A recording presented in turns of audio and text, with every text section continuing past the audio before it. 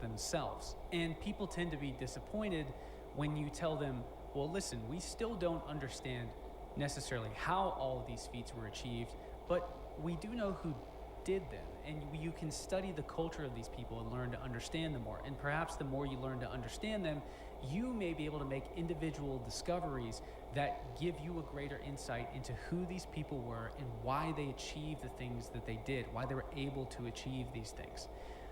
I find that studying the daily life of regular people, sometimes even the royal court of Egypt. I mean, it's so popular, but I always like studying the regular person, whether it's the workmen or whether it's women or people living in town, or how the government is run so long ago. I find these details to be so juicy and deep.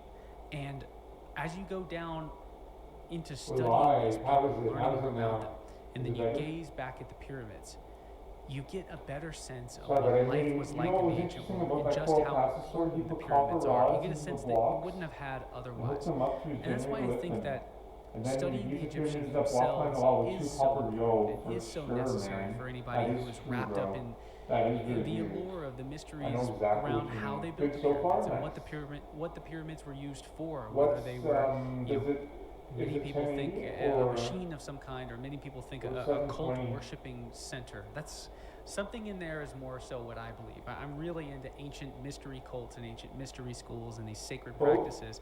It's just so obvious to me that everything beyond the 5th century in Greece, when you pass beyond the origins of the Western world, our minds that you and I have, where we are very impious people who look at the world and decide to take the world into our own hands. It's a very Western, it's a very modern, first world country sort of mindset.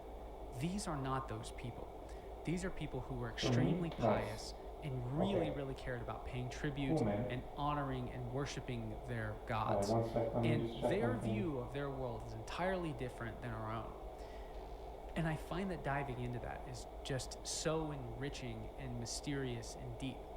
We talk about the unfinished obelisk that's down in the Aswan Quarry, this 1,400-ton solid red Aswan granite obelisk that who knows how they were actually going to lift this thing. I mean, it's almost unimaginable. But there is a 350-ton obelisk that was erected by the pharaoh Hatshepsut at the beginning of the New Kingdom. And at the bottom, these perfectly defined, perfectly symmetrical Egyptian hieroglyphs detail why Hatshepsut erected 2 obelisks over the course of 7 months.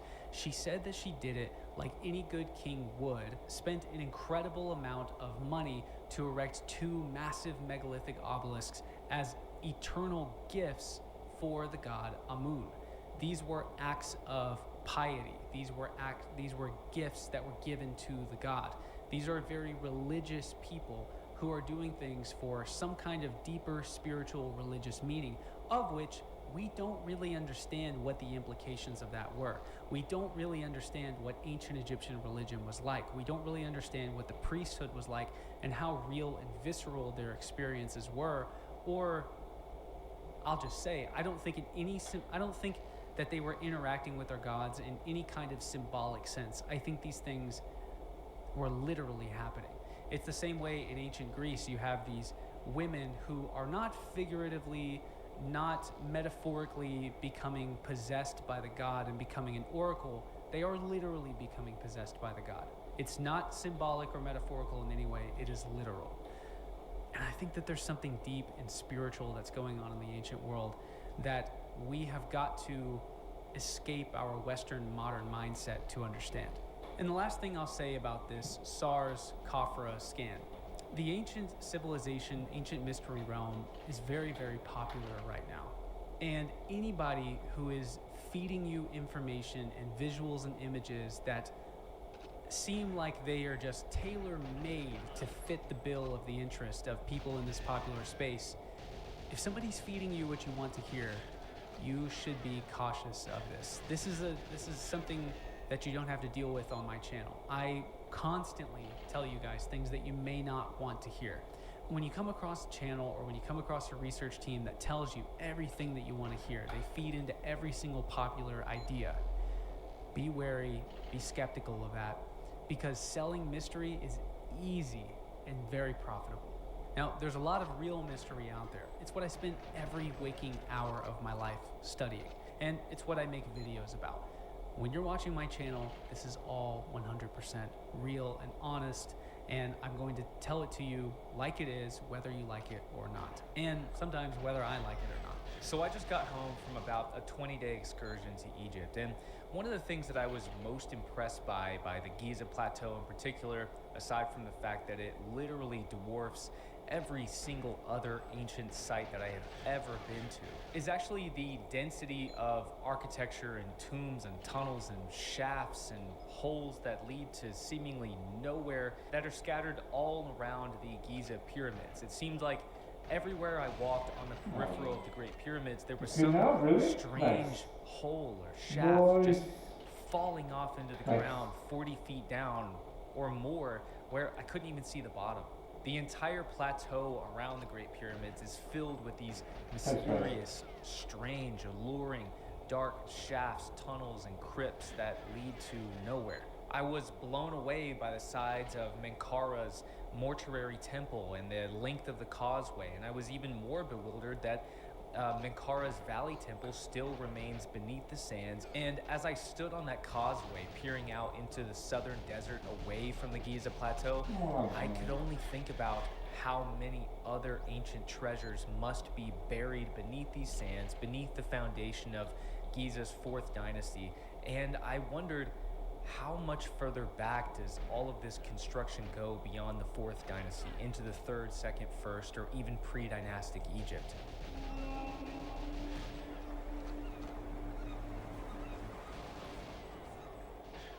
Now, a lot of time is spent by a lot of people studying these great mysteries of the Giza Plateau, like how the Great Pyramids were built and what their entire purpose was.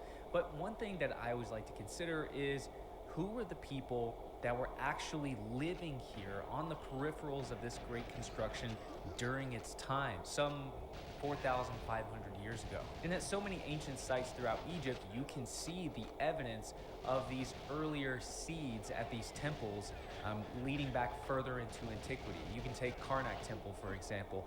We found this base of a column that had been exposed of this gigantic temple that once existed but was built on top of by later dynasties. Now, the primary builders at Karnak Temple are pharaohs of the New Kingdom, such as Hatshepsut or Thutmose III, but evidence suggests that it actually goes all the way back to the end of the Old Kingdom around 2100 BC under the pharaoh Wahonk-Intep II. These little details that are very easy to miss are what makes studying Egyptology so satisfying for me. And it really brings the nuance and the detail and the mystery of Egypt to life.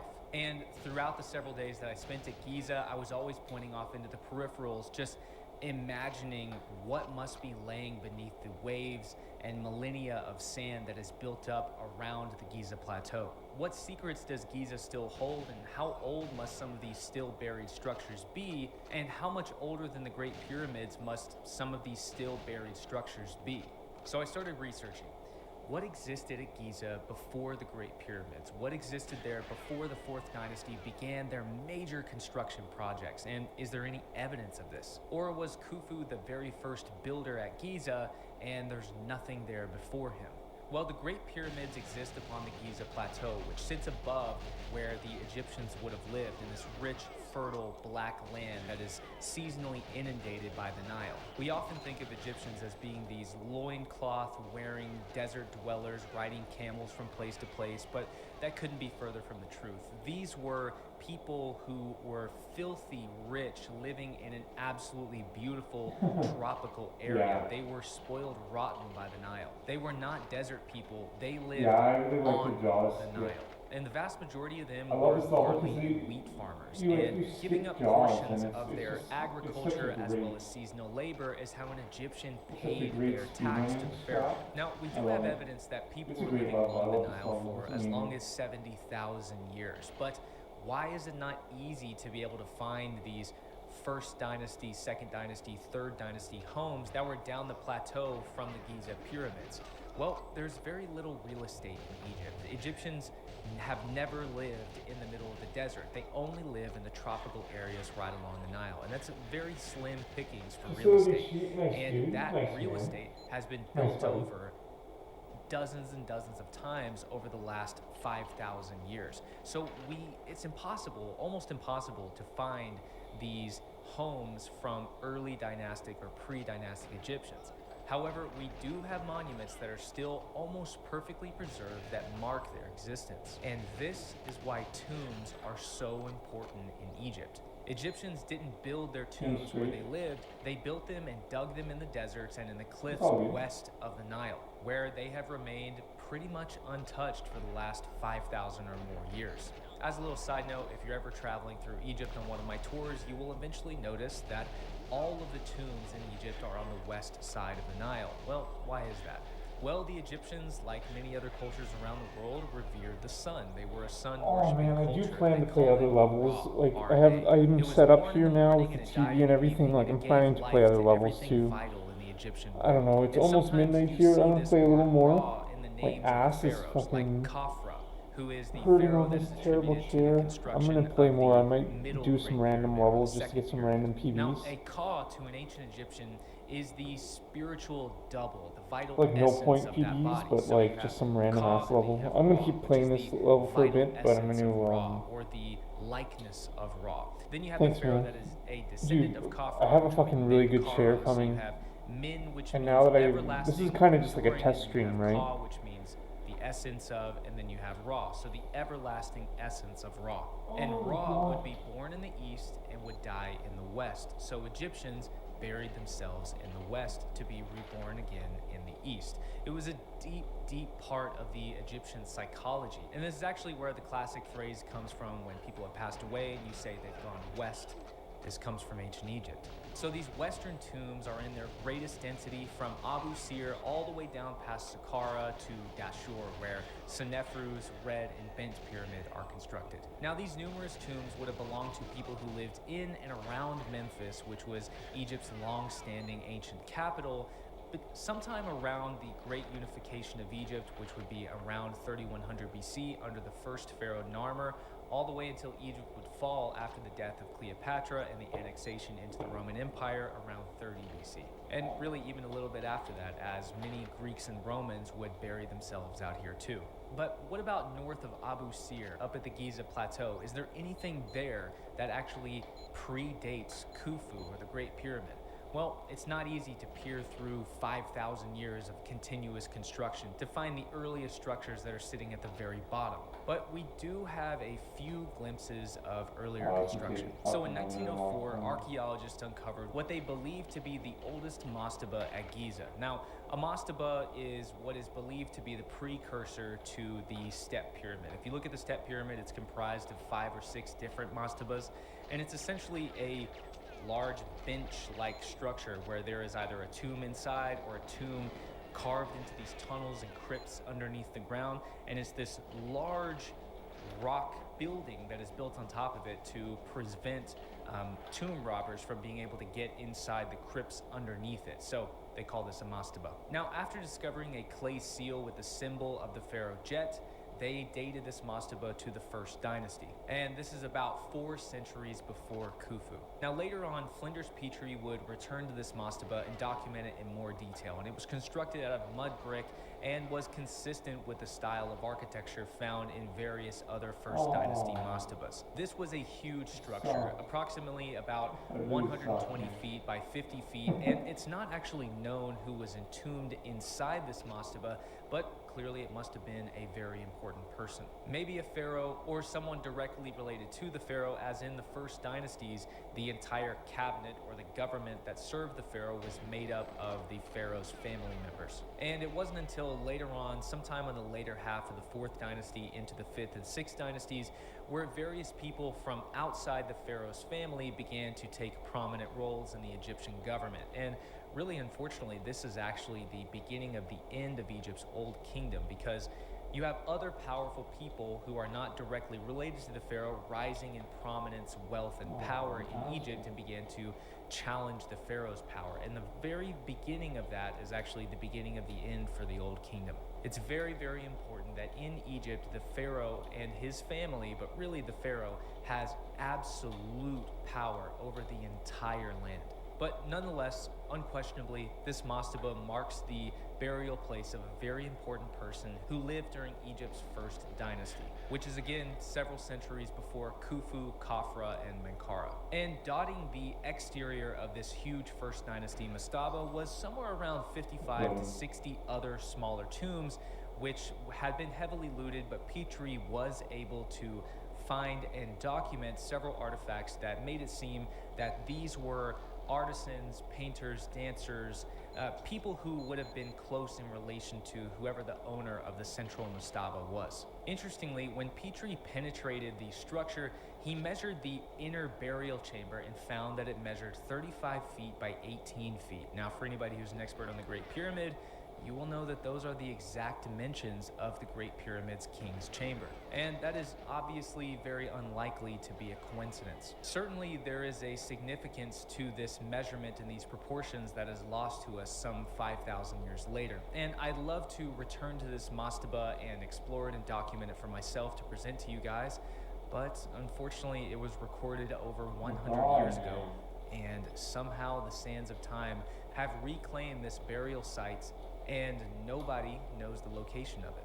Additionally, Petrie is recorded to have also discovered a mastaba from the second dynasty. He said that he found it, quote, on top of a ridge facing the cultivation in front of the mastaba from the first dynasty. He was able to find an entrance into the mastaba where he recorded a series of 2 portcullises, which are essentially where you lower down this large granite door jamb that is supposed to permanently close off outsiders from the inner chamber. But he was able to get past these 2 portcullises, which had probably been raided far back in antiquity, thousands of years ago, and he made it into the inner burial chamber. Inside the chamber, he found numerous soft and hard stone vessels, as well as 5 clay seals bearing the name of the pharaoh Ninetjer, which he used this evidence to date the mastaba to the second dynasty.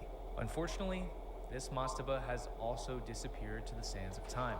You have to think, if these large and important sites are being covered up by the Giza sands in just a century, you have to imagine what else is out there that has been covered up by 5,000 years of constant blowing winds. How far down on the Giza Plateau must some of these early dynastic or pre-dynastic burials and structures be? Fortunately, we do actually have a third mastaba that was documented by Petrie that he dated to the third dynasty, but it was actually found by an archaeologist named Covington. This mastaba is known as Covington's Tomb, and it was excavated in the area known as Mastaba Mount, where a collection of other burial sites can be found as well. Mastaba Mount sits about 5,000 feet directly south of the Great Pyramid, exactly in that area south of the Giza Plateau where I was looking off into the desert and just imagining what else must be out there. The earliest reports of the mastaba come from Covington and Petrie, which describe the exterior walls or the casing stones as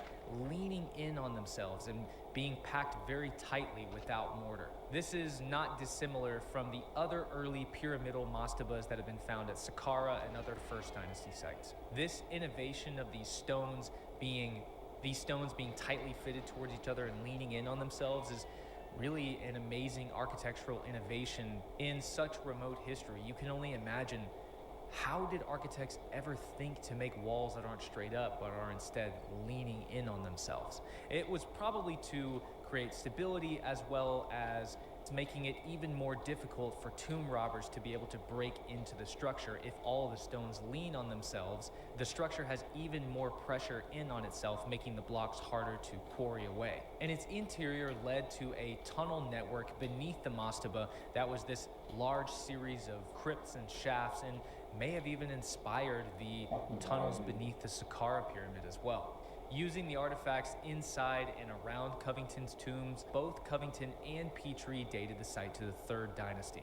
And interestingly, they also documented that they felt that Covington's tomb was perhaps aligned directly southward from the Great Pyramid. But unfortunately and oddly, their fleshed out documentation of this was written in the early 1900s, but wasn't released for over a century later. But it might be because they realized that this northern-southern alignment with the Great Pyramid was actually incorrect, as just about 40 feet to the east of Covington's tomb lies this very strange mastaba platform structure. And it's actually this strange platform that is in perfect north-south alignment with the Great Pyramid. It was excavated as though it were a mastaba, but no interior was ever discovered.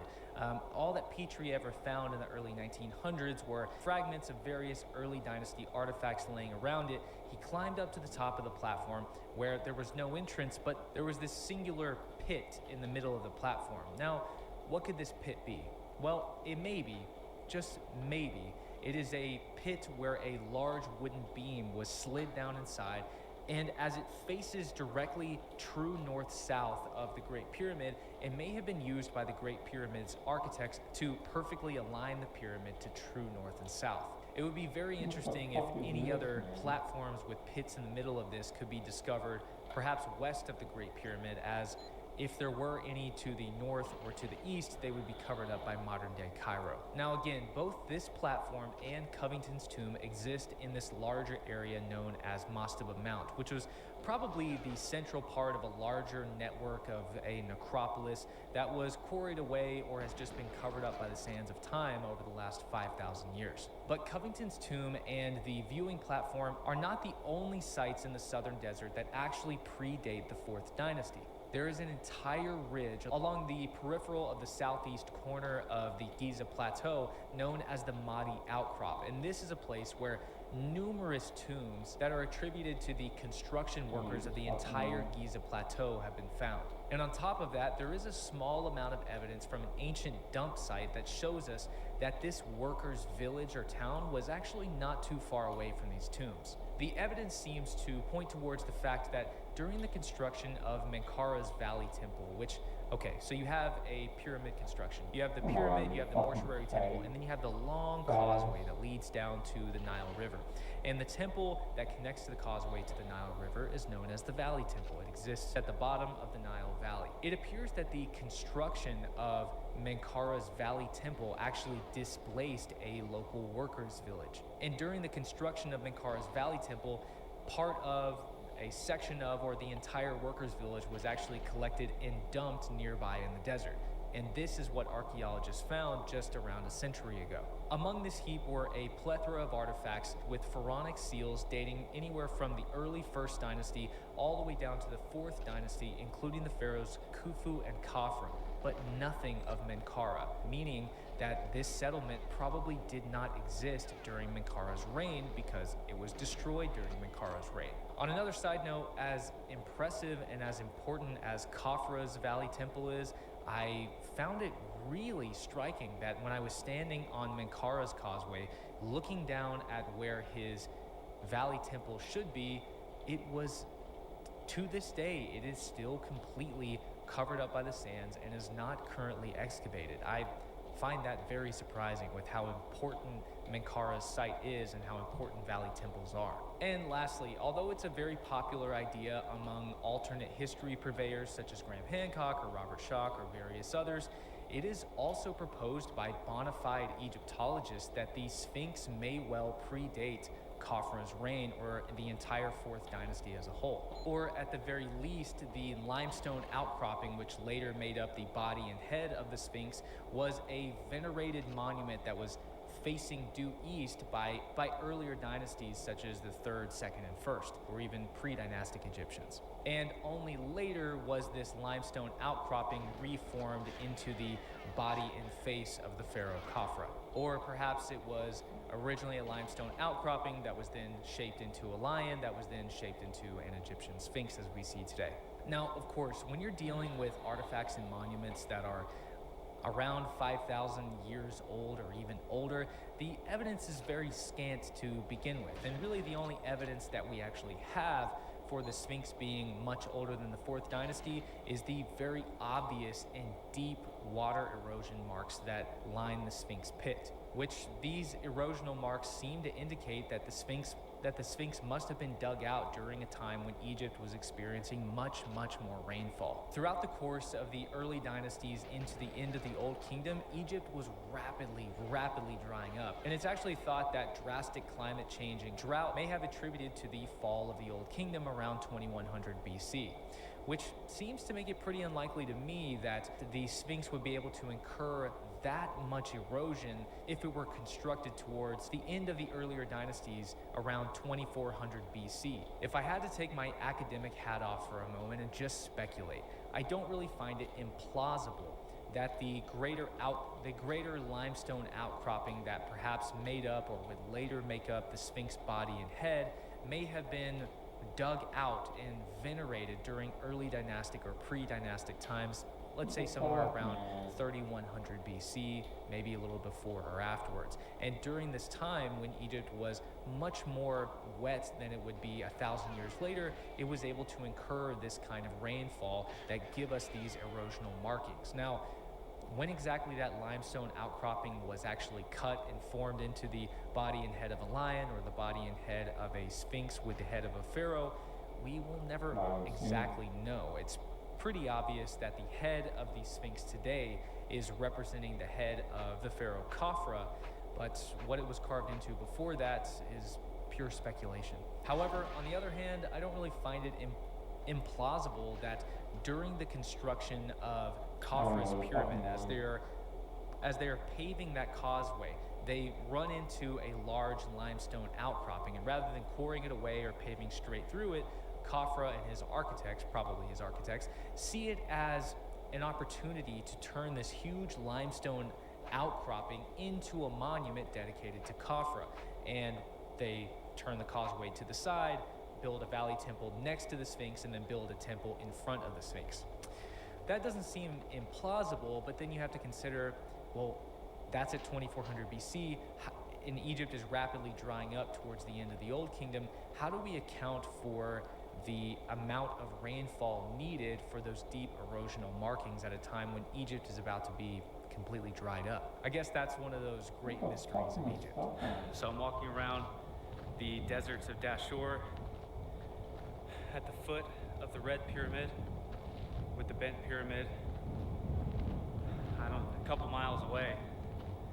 This is supposedly the funerary monument of the king Senefru during his rather obsessive streak of building these gigantic monumental pyramids. But one of the main mysteries here is, walking all around the base of the Red Pyramid, there's not really any funerary monuments like you see in previous necropoli, like the Pyramid of Zoser.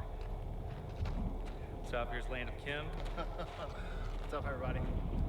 So we were talking about one of the strange things here is that, Senefru supposedly is building this pyramid and going on this rather obsessive streak of building these giant monumental pyramids.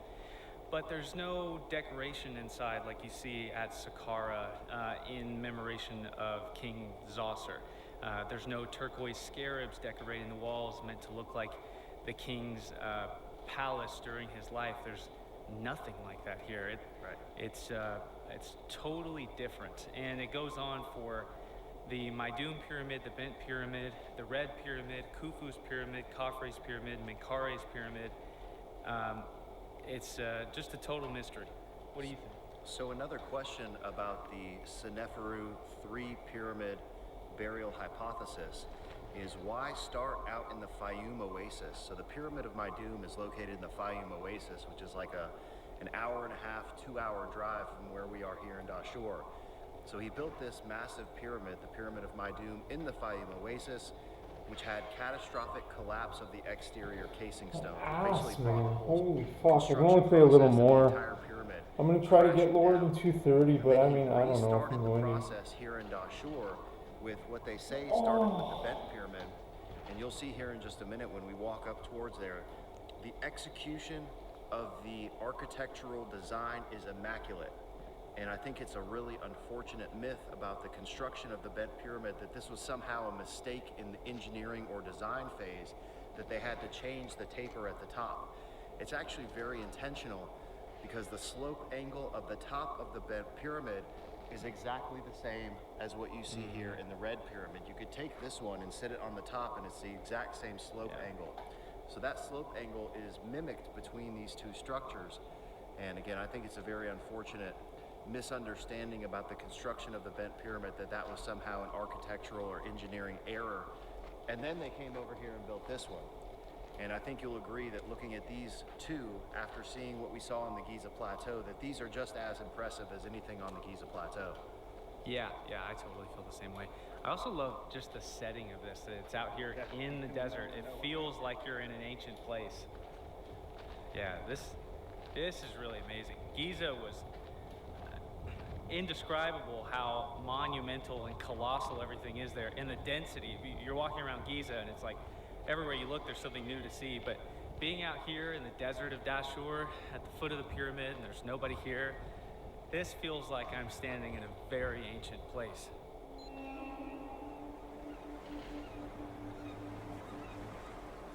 So during the 3 weeks that I spent in Egypt last month, I had the pleasure of first meeting up with a friend that I had had online for a little while. His name is Jeffrey Drum, but you may know him as the Land of Kim. And essentially, his entire thesis is that the pyramids of ancient Egypt, or at least most of them, were actually alchemical factories. And while I really have no comprehensive understanding at all of surrounding his theories, he was gracious enough to meet up with me and actually take me all the way around Giza and Saqqara for the first couple days that I was there.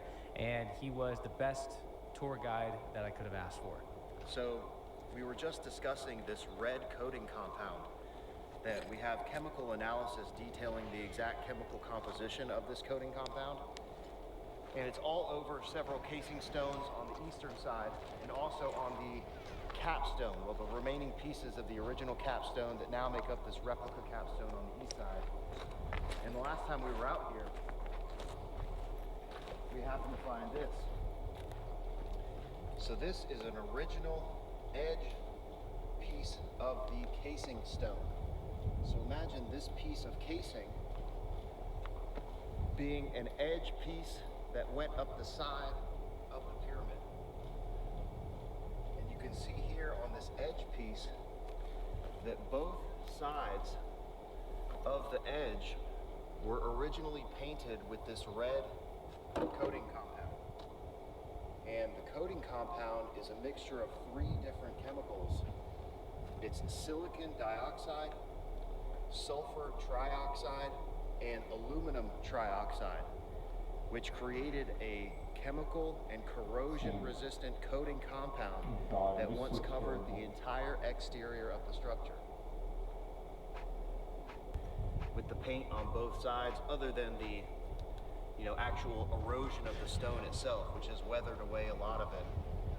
But here you can see on this edge the red paint and the remnants on the other side. It is really cool to envision this piece sitting in its original position on the edge of the red pyramid. All right, so we're talking about the mechanisms of operation that go into the function of the red pyramid. And in my hypothesis, I've proposed step-by-step mechanisms that create the chemical reaction inside of these chambers. So we're starting with the water filling process.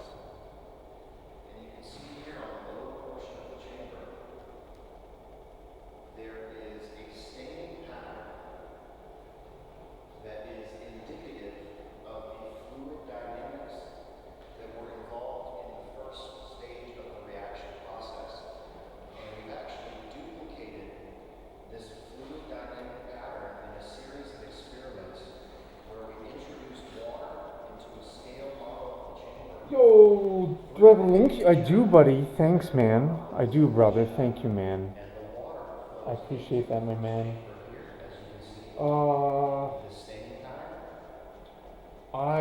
Let me. Into this wall, I can pull it up now. creating the wave formation that you can see here. The wave then drops down and continues around the chamber, as you can see here, and then crashes back up into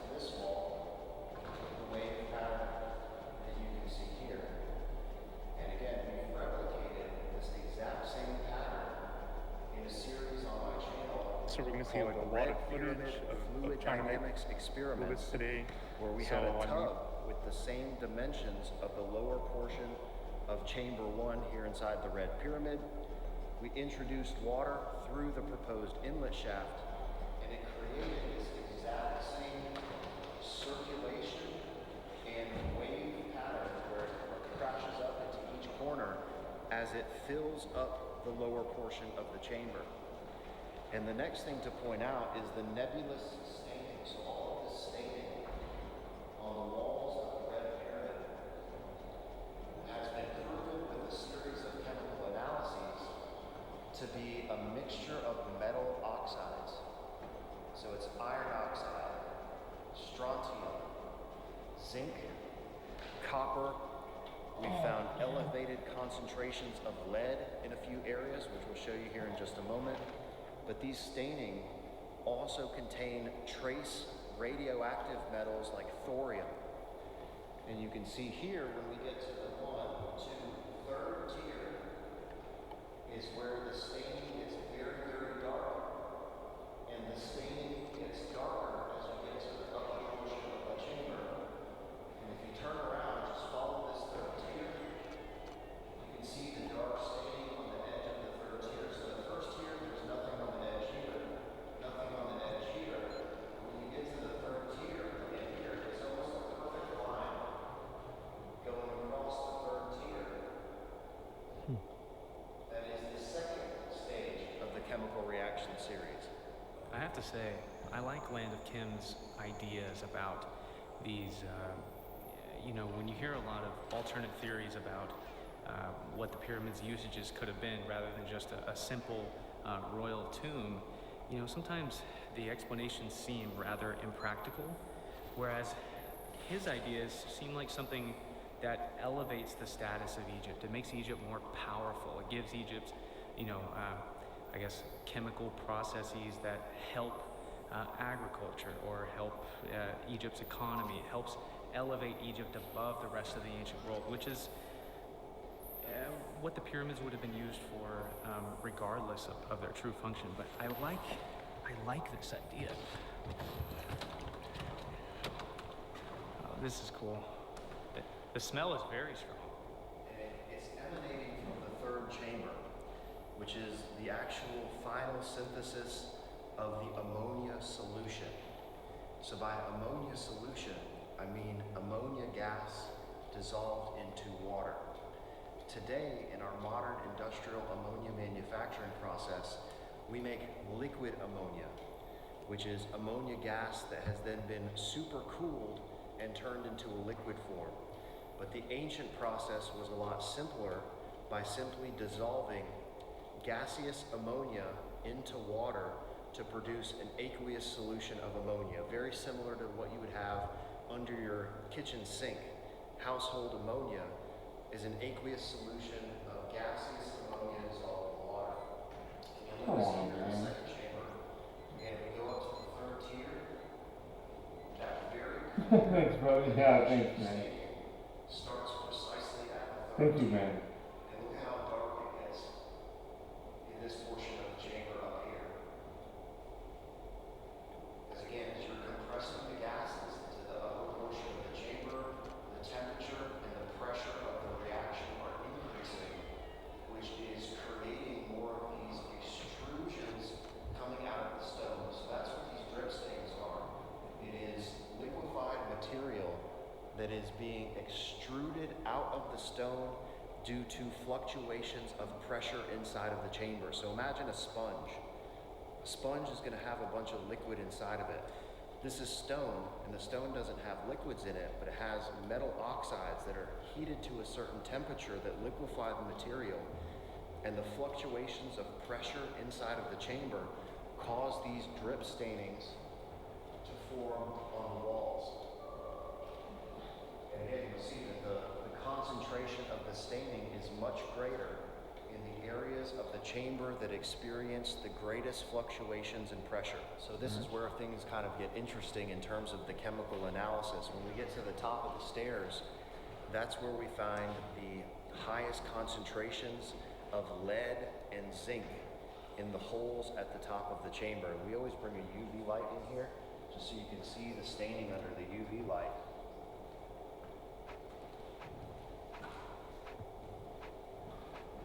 And you can see the glow of the material.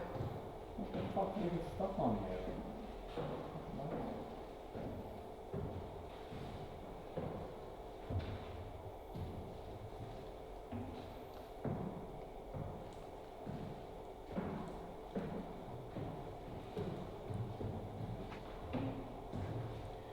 And these holes are bilateral, meaning that they are in the same location on both sides of the chamber.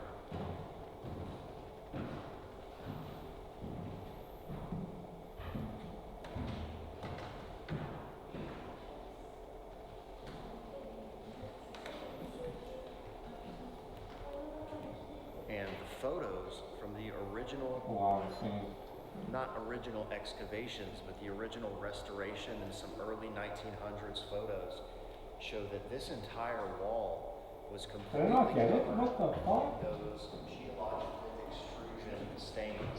Oh, Now, they're good. Oh, unfortunately, they're good. this entire wall is covered up. Holy fuck.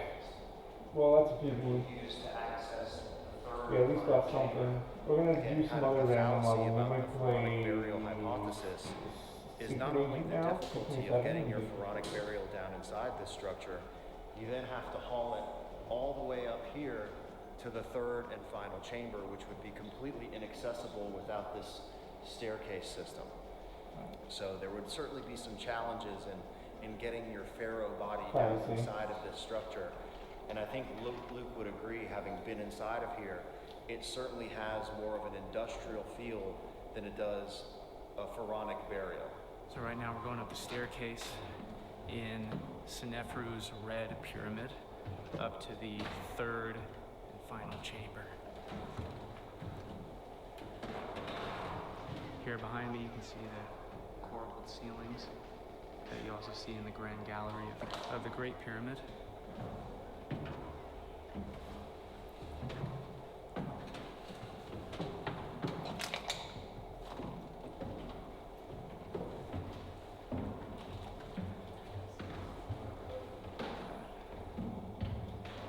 So before you go further, check this out. These bilateral housings here on each side. And there's not only drip staining coming down, but also above. So if this was coming from bats, how are they then producing this drip staining? And how are they creating this line that moves all the way across the chamber? Here you can really see how dark the staining is in the upper portion of the wall here. And this sample location in this housing here had extremely high concentrations of lead compared to all of the other sample locations. And you'll notice also, if you turn around here, look at how black and dark the staining is on all of these walls here. Right above the connecting passage.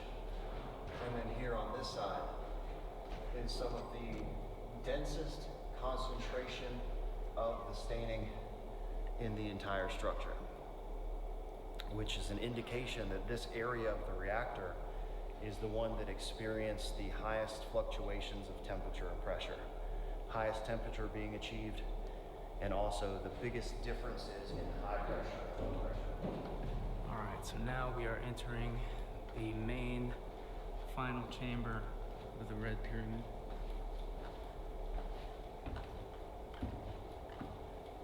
Oh, wow.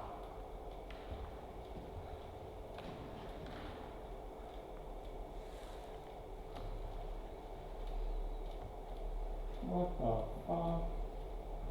What the fuck is this? So as I was saying, this was the original level of the floor going across the entire Right. here. So the floor and this entire Am I using DeepSeek? No, I'm not. was excavated. I haven't really out of needed it for anything, but And then again, looking up. honestly, I've just been using Google's AI. Google's AI is pretty good. You just Google something and then AI will say some shit. It's pretty good.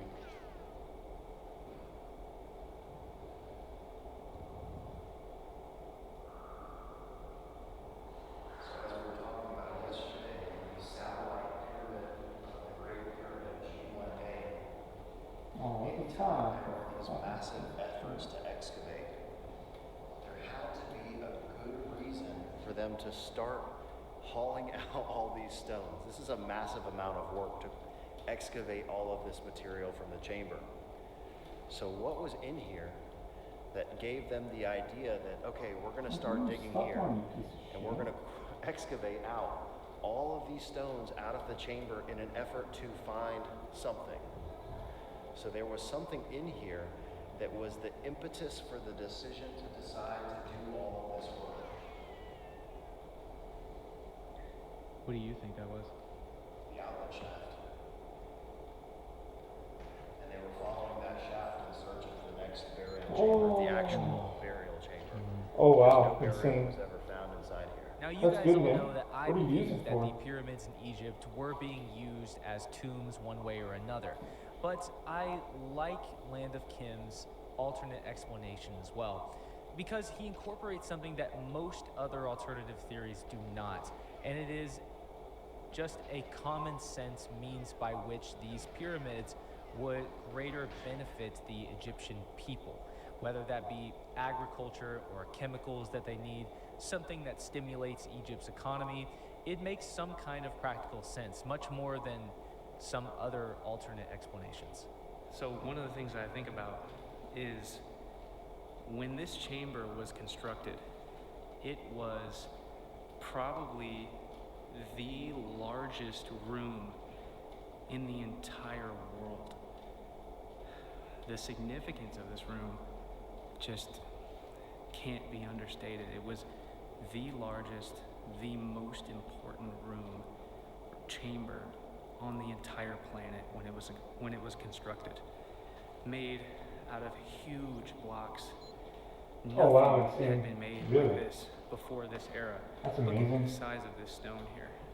Comes all the way to here. Actually, it goes all the way back there.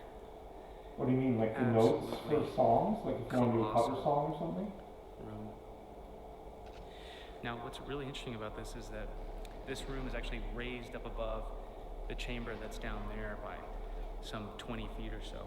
And Dude, I bought a while guitar this too. looks like a path Bought that's easy to a walk through without getting $40 pinned, guitar. this really was more like a square tunnel. Actually, a Because all $38 of this right guitar. here was actually quarried out to arriving. make it easier to Looks walk amazing. through. Looks really nice. Originally, It's blue. It's it like would an have been acoustic. about this tall. But everything down here, you can see all these chisel marks. All of this was quarried and carried out to make it Everything's so cheap easier in to China, access. I love it. So also, it was most likely lower to facilitate Fender the in removal Canada is of the made in extracted China. material from Right. the chamber. My Fender acoustic. Another hypothesis is that they actually found something in there that was too large for them to remove through the shaft, so they had to expand the connecting passage to haul out whatever it was that was removed from that chamber. I have to admit, there were so many things that he pointed out to me about the three great pyramids on the Giza Plateau, as well as the Let's just say pyramids at 200 somewhere Dashur, else that to I see really next had time. no idea about, and certain elements of the interiors of the pyramids that I had never considered before. And I think that if Land of Kim is right, and even just one site in Egypt, well, we're talking about a major discovery. Now, something that is also amazing about this architecture is the invention of the corbelled ceiling. Now, the Egyptians are using either throughout early dynastic history or even pre-dynastic history, they're either using modestly sized stones or they're using absolutely colossal stones. But at the very, very beginning of this early architecture, the idea of constructing a huge open roof was in its infancy. And so something that they would do is they would stack these stones on top of each other, and then they would just barely have a lip hanging out in front of the other. And you can see behind me, Jeff is illuminating it. And so they just ever so slightly allow the block on top of the next, or on top of the below block, to hang out above it. And it creates this huge arched corbelled ceiling. And it was obviously revolutionary in its time, the very, very first time anything like that had ever been done. So walking through here is a great example of how it's just so strange that this is a pharaonic burial, because Seneferu's burial chamber would have been all the way up there, and we don't have the remnants or the evidence of a staircase once leading up there in ancient times. But to get his body through here, you would have had to crouch through these small tunnels. And it just seems extremely cumbersome to be able to get the sacred body of the pharaoh, the most powerful person living on the planet, through here into his burial chamber. This time last week, I was at my day job, and I quit my job and flew out to Egypt to meet up with Land of Kim, traveling around looking at Egypt's most ancient, most monumental sites. It doesn't feel real. It feels very surreal. And I'm very, very fortunate to be here. Thank you. Well, that was my exploration of the Red Pyramid at Saqqara with Land of Kim. He has great connections and a great reputation in Egypt, and he has fully committed his life to living in Egypt for the last 2 years to further flesh out his theories. So I have a great amount of respect for him, and I totally 100% think that he is honestly interpreting the data as he sees it. If you guys would like to see more of Land of Kim, I will leave his page linked in the comment section and the description below. There is so much more to ancient Egypt than just the pyramids, the Sphinx, the Serapeum, the Osirion, and the unfinished obelisk. I feel like, especially over the last 4 or 5 years, these topics have been picked clean, and not really much effort has been done to shed light on other also interesting aspects of ancient Egypt. I mean, this is a kingdom that reigned for at least 3,000 years, and I know that for myself, I've been ready to see something new emerge from independent Egyptology. I actually began my anthropological career studying Egyptology, but as far as independent Egyptology goes, I could only listen to the same 3 or 4 different theories on the pyramids and the Sphinx so many times before I began craving something new. And recently, I feel like the VASE-SCAN projects have really been pushing that area forward and asking some really tough and needed questions in regards to the ancient machining and techniques needed to make these incredible vessels out of solid granite and diorite. But honestly, there are so many more strange temples and archaeological sites scattered throughout Egypt that are still overlooked. So in today's video, I want to take you through the land of ancient Egypt and show you just a few sites with megaliths you may have never seen before. And what I find so interesting about these megaliths is that they come from a time where we know as little as we do a lot about ancient Egypt, and that is during the time of the height of the Library of Alexandria.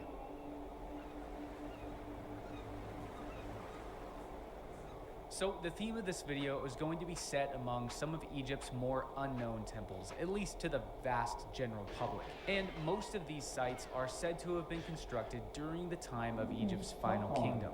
The Ptolemaic dynasties constructed huge walled-in temples with tall and narrow corridors and gigantic columns carved with disc-shaped blocks of limestone. These stacked columns, rather than the solid granite and limestone columns seen in earlier kingdoms, are one of the aspects of later architecture that make many people see a decline in the architectural abilities of the Egyptians. But what goes largely unseen are the megalithic ceiling and slab blocks beneath your feet and far above your head when you enter these temples. For example, when you enter Dendera's famous Temple of Hathor, as we're going to do on the Cleopatra's Egypt tour, the first thing we're going to see is the gigantic lintel block sitting above the gateway. Lifted 40 feet into the air, the gate is constructed out of solid limestone, but we don't have a clear idea of when the gate was constructed, as the entire temple complex, like almost all complexes in Egypt, are comprised of new additions added every few centuries. The entrance is known today as the Gate of Domitian and Trajan, who were not pharaohs but Roman emperors between the years of 81 to 117 AD, during the time of Roman Egypt, when Egypt became a province of Rome after the siege of Alexandria and Cleopatra's death at the hands of Rome's first emperor, Augustus. This is actually one of Egypt's longest eras, lasting from 30 BC until the Arab conquest of Egypt in 671 AD. Undoubtedly, during this time, the Romans constructed many temples and monuments throughout Egypt, some entirely new and some were additions to older sites that we will also walk through at Dendera. One way that we can identify Roman monuments are by the hieroglyphs and depictions of Roman emperors on the structures, such as Trajan's kiosk, which depicts Trajan dressed in a traditional pharaoh's garb. Although somewhat disputed though, this gate at Hathor is thought to represent the Emperor Domitian interacting with the gods Hathor and Horus, meaning that the gate would have been built around the late 1st century AD if it is indeed a Roman construction and not an Egyptian construction that was usurped by the Romans. If you look closely at the lintel blocks sitting on top of the gate, you can see that they are actually 3 different blocks, the lowest block being a slab of solid granite, and the middle block being slightly smaller than the upper block. The lower Aswan granite slab, while not necessarily megalithic, still weighs in at around 3.5 tons, which is more than the average 2-ton limestone block used to construct the Great Pyramids. Each of these upper limestone blocks are about 17.5 feet long, 5 feet in depth, and about 2.5 to 3 feet in height. Their estimated tonnages are around 18.5 to 20 tons per block. Altogether, the weight resting on this gate is around 40 tons, hoisted 40 feet into the air. Now, the current theory as to how blocks like this were hoisted this high into the air is by a combination of levers, pulleys, and mud ramps, although this is always highly disputed. And if this gate really was constructed during the period of Roman Egypt after 30 BC, then it's a display of the fact that somehow this knowledge of megalithic architecture was continued and passed down to the time of Greek and Roman Egypt, or the Greeks and the Romans working with Egyptian architects were able to re-engineer and rediscover how to erect these massive structures. So at a lot of sites in Egypt, we're going to be floored by the sheer size and scale of the columns erected within these temples. The sheer size of the columns at Karnak Temple are nearly as impressive as the obelisks that dot the Egyptian world as well. But as you look closer, you will eventually be able to see that these columns are not solid pieces of limestone. Instead, they're created in what are called stacked drums. At Karnak, each of these limestone drums weigh around 20 tons apiece, which means each column weighs a collective 300 to 350 tons apiece. But again, these are not solid columns like the rectangular granite columns that we're going to see at the Valley Temple and at the Osirion. To see the megaliths at Karnak and the later Egyptian temples, you need to look straight up above the 70-foot tall columns. Sitting nearly 100 feet in the air are the megalithic ceiling stones, weighing an estimated 30 to 32 tons apiece. The sheer size and weight of these blocks, along with the height at which they are placed, really boggles the mind as to how they were erected using only mud ramps, levers, and pulleys. By my count, there are about 67 remaining ceiling stones, totaling at just over 2,000 tons of limestone blocks that were quarried, cut, transported, and then lifted over 70 feet into place. And that's not even counting the blocks that have fallen in the last at least 3,000 years. Furthermore, some of these ceiling blocks are even multi-layered, with either 2 blocks, one resting on top of the other, or they may even have a second set of multi-block rectangular columns with another ceiling block placed above that. And those smaller ceiling blocks are another estimated 18 to 20 tons. The other type of megalith found in later Egyptian temples that I'll make sure everyone keeps an eye out for are actually going to be right under our feet. Exactly like the slabs we're going to see built into the ground around and beneath the Great Pyramid, we will also see these slabs at relatively unknown sites like the Temple of Sobek, where the 2,000-year-old Nile crocodile mummies are put on full display. Not only is this temple complete with its own set of enormous drum columns and ceiling stones, the floor slabs of this temple are as large as they are numerous, each stone cut perfectly to fit alongside the next. The purpose of these extremely large stones being so perfectly cut alongside each other is not only to provide a strong foundation, but a level foundation. The ground of every single major Egyptian site was shaved away, perfectly leveled off, and then filled in with huge slabs of stone, which were cut perfectly on 6 sides to keep the foundation strong and level. If any of the foundation were to begin to slip, the columns, and the entire structure as a whole would come crashing down. When you take a step back to appreciate the architecture from its foundation through its walls and columns to the megalithic doorway lintels and then the ceiling blocks, it is absolutely astonishing that these structures were built thousands of years ago and are still standing today with only the paint fading.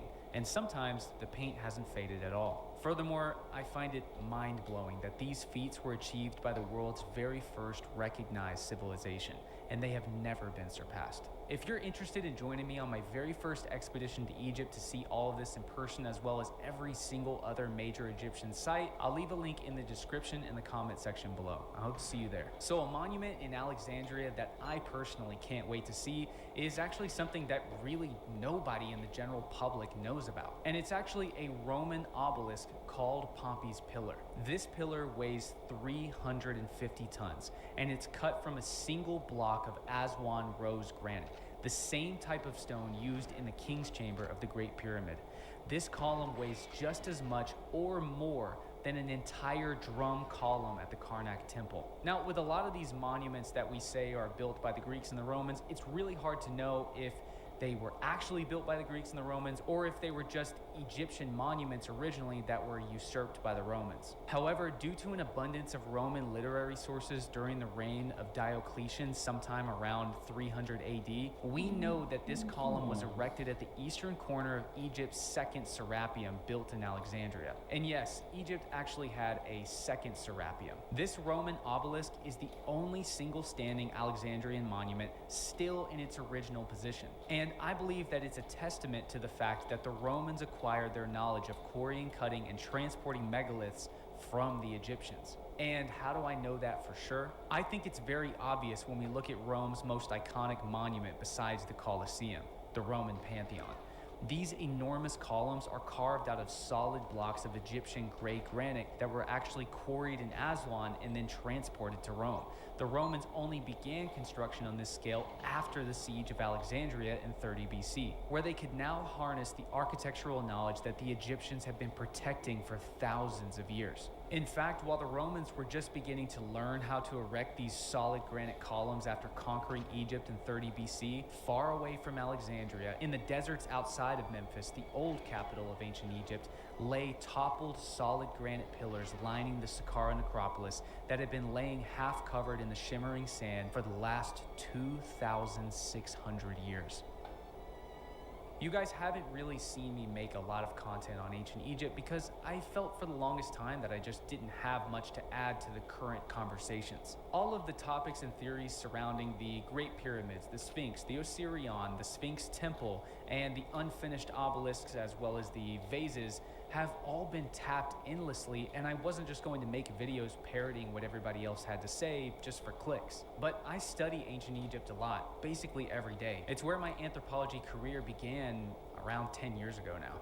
And I really think it's time for someone to step in and start showing some other aspects of ancient Egypt that are so often overlooked, especially in Egypt's later eras like the Ptolemaic Kingdom, where we can kind of see that this ancient knowledge from the ancient Egyptians 5,000 years ago is still around somehow, and it kind of peeks through the archaeological record. And I find that extremely fascinating. Whether it means that the ancient Greeks are learning from the Egyptians how to do this, or the ancient Greeks who were so thirsty and hungry for more and more ancient knowledge were working with Egyptian hands and learning how to re-engineer or rediscover the means by which these massive megalithic structures were created. Unfortunately, because the city of Alexandria was caught in so many battles, having its library burned multiple times and then being hit by a tsunami in the 4th century AD, we don't have a great and preserved image of the last days of Egypt. Ancient literary sources tell us that Alexandria's lighthouse, erected in around 280 BC, was built to be as tall as the Great Pyramid, which is about 450 feet tall in ancient times. And more literary sources tell us that the lighthouse was built out of 60 to 75 ton rose granite stones, quarried and transported over 600 miles from Aswan. The lighthouse was actually still standing in 1480 AD when it was deconstructed and turned into the citadel of Kate Bay that we're going to walk around as well. There are only a few of Alexandria's monuments still standing today, but I can't wait to sail for 2 weeks from Alexandria all the way down to Aswan with you guys. So again, if you're interested in joining the Cleopatra's Egypt tour in January 2025, I'll have links in the comment section and the description below. Today we're going to be talking about the evidence for gladiators in Egypt. Typically we think of gladiators as being a Roman Let me try one more invention. time, Perhaps one more most time. iconic, we see them depicted in the Gladiator movies by Ridley Scott or even Stanley Kubrick's Spartacus. But gladiator games were in all likelihood not a Roman invention, and in fact were a foreign import into Roman society that has its origins lying in Etruscan tradition or Etruscan culture. The Etruscans are an Italian culture that actually predates the Roman Kingdom or the Roman Republic, and the first gladiator games were only recorded in Rome at some time around or just after 300 BC. And while the gladiator games may have begun in Etruscan tradition as funerary combative games, over time it slowly morphed into a public spectacle where slaves were pitted against each other in various arenas throughout the city. These games steadily and at some points rapidly grew in popularity from about 250 BC until 70 AD, when under the Roman Emperor Vespasian, construction on the Colosseum began to be the definitive venue for these gladiatorial games. And finally, Rome would have its truly monumental and iconic piece of architecture that gives the city its own identity. You know, the Egyptians had their pyramids and even the lighthouse in Alexandria, and the Greeks had their massive temples in Athens, but the Romans had the Colosseum. And this is something that was truly unique to the city of Rome, and it was the only place in the ancient world that you could actually go and witness the most elaborate games, shows, and theater for sometimes over 100 days straight. By the time the Colosseum had finished its construction under the Emperor Domitian in around 82 AD, Etruscan tradition had been conquered over 3 centuries before, and their culture had dissolved completely into Roman society. So at this point, the gladiatorial games were a uniquely Roman event. And this was a very useful tool used for Romanizing and unifying all of the provinces within the Roman Empire. Gladiatorial games were held not just in the eternal city of Rome, but in Greece, Spain, Gaul, Britannia, Carthage, Libya, even in Mesopotamia, where the Persian Empire was. But one of the most elusive places for evidence of these gladiatorial games is Egypt.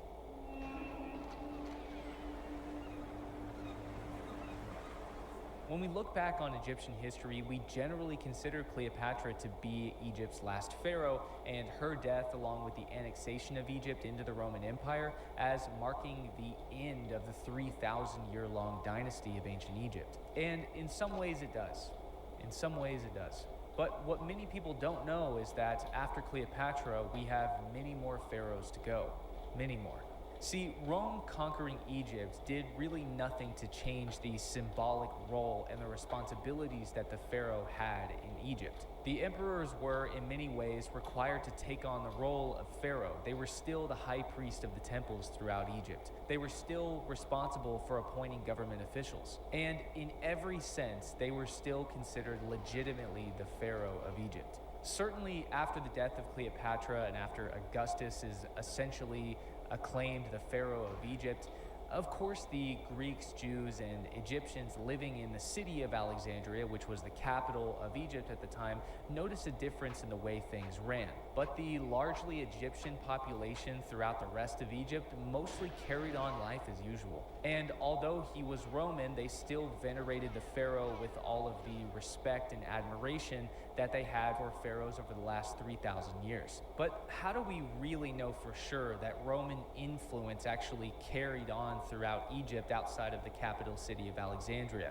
And through this, can we find any evidence of gladiators in Egypt? If we're looking for solid evidence of the expansive Roman influence throughout the province of Egypt, then we really need to look no further than, or should I say, we cannot possibly look further than the ancient Roman city of Kelis. Over 150 miles west of the Nile, deep in the farthest reaches of the deserts of western Egypt, lies a place called the Dakhla Oasis. Archaeological evidence seems to show us that this oasis was actually first inhabited about 12,500 years ago and was first introduced into the Egyptian dynastic culture around 2550 BC, and from then on was continually a patron to the dynasties. However, sometime during the 1st century AD, probably within a generation of the annexation of Egypt and the defeat of Cleopatra and Mark Antony, an expedition of Romans was led all the way up the Nile down into the south of Egypt and to the west, 150 miles out into the desert,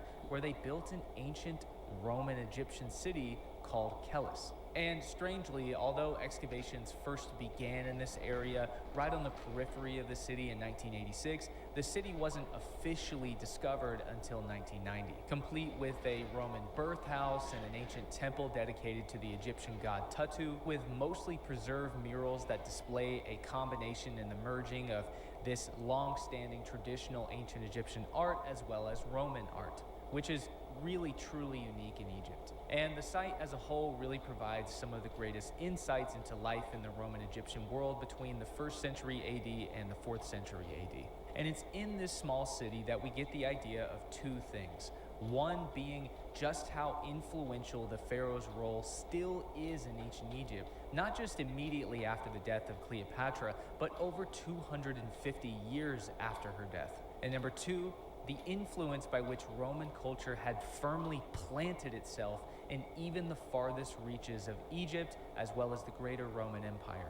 Now, throughout the site, there are various inscriptions dotting the temple walls that show the cartouches of pharaohs that come after Cleopatra as far back as the reign of Nero. Now, for those who don't know, a cartouche is essentially a sacred encircling of the pharaoh's name. It's like his magical signature. And a plentiful amount of these cartouches have been found of prominent pharaohs, anywhere from, again, Nero to Hadrian. Neither of these two names are really that surprising to see on a temple wall this far out, as both of these emperors ruled for well over a decade, making the firm establishment of their name across even the farthest reaches of the empire pretty feasible. But there's more. Also seen on these temple walls is the cartouche of the Emperor one more slide, Pertinax. This and is then a I'm very gonna sign off. curious thing, Thanks for being as here. Pertinax is the successor to the assassinated and debauched Emperor Commodus. And Pertinax was actually the first emperor in the year of 5 emperors. And although he tried to undo the disaster that was Commodus' reign by strangling the power and the corruption that was within the Praetorian Guard, Pertinax was disposed of pretty quickly, actually just 3 months into his reign. But in those short 3 months, this Egyptian temple, this obscure Egyptian temple on the farthest reaches of not only the Roman Empire, but on the farthest reaches of Egypt, had already immortalized Pertinax's cartouche on the temple walls. And that is how central a role the pharaoh played in the Egyptian way of life, even more than 2 centuries after Cleopatra's death. And also how inherently influential Roman culture was in Egypt. And yet, from the annexation of Egypt into the Roman Empire in 30 BC all the way until 325 AD, when Constantine outlaws the gladiatorial games, no evidence of these gladiatorial amphitheaters have ever been found in Egypt. But given the city of Alexandria's importance to Rome, and not even to mention the fact that Julius Caesar himself wanted to move the capital of the empire from Rome to Alexandria, it's almost a given that gladiatorial schools and performances must have taken place in Alexandria.